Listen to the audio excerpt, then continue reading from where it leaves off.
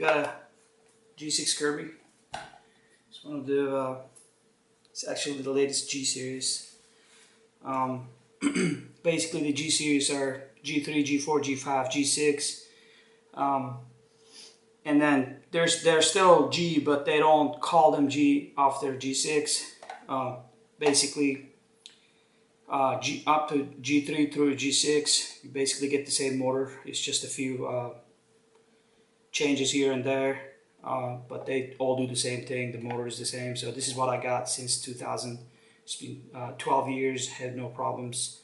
I've been keeping up with it. Today we're gonna just change the roller and the belt on a G6, which works the same way on any Kirby. Any Kirby you're gonna get will work the same way. It's just the shape is a little different, but the way you change the roller and the belt are all the same. So this is your roller for the G6. Fits G6 nicely.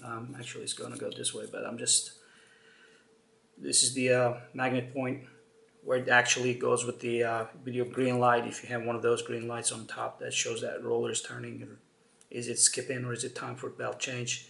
This is the part that's going to go this side. That's the identifier. And this is your belt. I use these rib belts. It's better because it kind of cuts through the hair or the carpet fiber, whatever it is. This is on the roller and on the shaft. Something goes through it. This rib belt grabs the roller excellent, so no roller skipping. They last longer. Even if your belt is not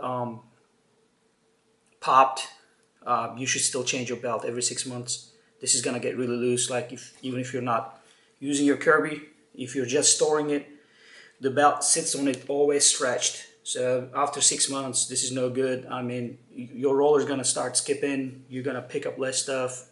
You're gonna have problems or not clean good enough. So just spend like $1 on eBay or something. Buy a few belts and change it every 4 to 6 months. That's good practice if you want to clean good. They don't cost much. Now today we're gonna show you how to change this thing. I took the top off and everything, so it's easy to work around. They all work the same way anyways, but there you go.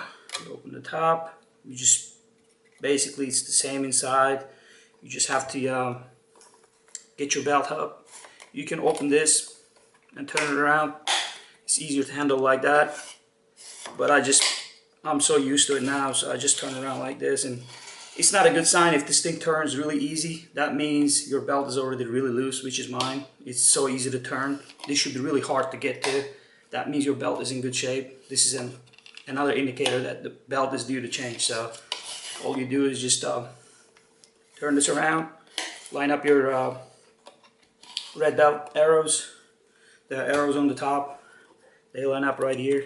That means the belt's off the shaft. And then that's when you drop the head on Kirby, and our head comes off. Belt is on. It's my roller.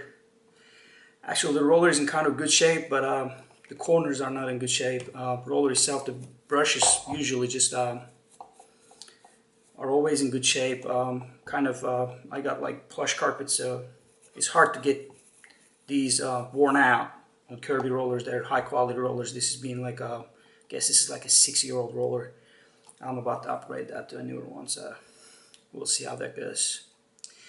You basically have this thing. Now we can put the machine on the side. Now you can just loosen down the belt. This is like how it's lined up. You're gonna get to the green, so your belt is down. Now it's loose, the belt is loose, roller is loose. And then you get to these locks right here. It just, sometimes it's easy, sometimes it's hard. If it's too hard, you can use a hammer to just hit these sides like plastic parts and just unlock it. Sometimes it gets corroded or it gets really too tight to get this framer out of it, get the roller out. You just basically push it to the side. Mine is kind of, I'm used to just spraying some stuff and getting it loosened up. You can do that also. And you just basically pull it out from the roller, the belt, and let me show you what happens. My belt is not popped, as you see. My belt is in one piece still. But look at the size. This is the new belt. This is the old belt I have. I can literally fit the new belt into the old belt. So that means your belt is stretched. When it's stretched, your roller is skipping, it's not holding tight enough, you're picking less stuff. So just spend $1, buy your backup belt, change it every 6 months. That's a good thing, good practice. I got a few dust here and there. You'll catch all this carbon fiber. So that's how to get it off. So that's your roller, that's your old belt, that's your frame underneath. The grill now, these grills, they're now a little thicker than the belt. Used to be really thin. If you have the old one, the belt will mark your carpet. Whatever they say, Kirby just realized that and made an extension on this middle part, so your belt is totally underneath and you can't see it. If the belt is sticking out, you have the thin one. That's a good investment. Go ahead and update that. If you see black marks on your carpet, that's coming from your belt. There's no way else to, any other way to prevent this. Is the only way is get a wider one over here. You're gonna see that this metal frame at the bottom is pretty much, you can buy it online probably very cheap. It doesn't have to be new, but make sure it's the wider one so your belt goes under, doesn't mark your carpet. Make sure it covers the belt, so you don't see your black marks. It's pretty much permanent black marks. This rubber burns on your carpet, you're gonna have some problems on the carpets. Mine is a little white, so I never had that problem. Okay, now we're gonna get to how to put this thing back together. This is your magnet side. You're gonna see that piece right there. So the magnet on the roller, the metal part on the roller, will go to that end. You just put your belt in there. Doesn't matter. Just throw it in there because you're about to plug it in. You're gonna see numbers on this plastic right here. What you want to do is just line it up with number 1. Line it up with number 1 over here. That's the only way it's gonna drop in anyways for your roller. If you have the G series, usually they fit like right away. It's gonna be tight on the right end, this end, the magnet end, because it's brand new and the plastic, just it kind of bends in as you push it in. Try to drop both ends at the same time. It's going to be easy to push the left side, a little easier than this one. But once you're in, you're going to see that it's not going to have to go all the way. It just basically sits on that metal piece right down there. And as long as it lines up with this black rubber frame right around here, you're fine. And then you just adjust your belt right in the middle right there. And then this is your frame that's going to go on the top of it, which is very easy to put. I'm going to turn it around so you can see easily. See these, there's these 2 grooves right here, right on the frame, metal frame at the bottom. So they go on the front part first. See, this is like upside down right now. So what I'm doing is I'm putting this on, clicking the front side on end of it, and just coming right on the top. So it just like sits right there, sits at the corner also. You'll feel that click. And these are gonna line up nicely with the locks.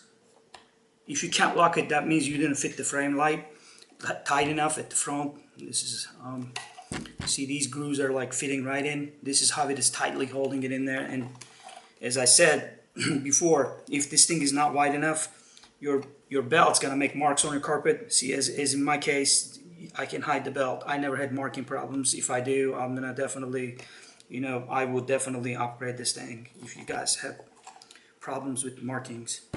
And what you do is, right now, it's on the belt on green. You just want to just get this off without catching the belt. Right there. There you go now. It's hard to show inside, but the belt's going to have a little pop-up right here, and there's a hook.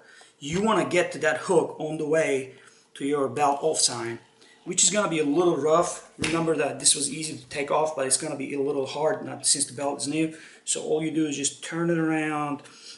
It's going to be a little tough. You can always open this and just roll it around like this. It may be a little easier.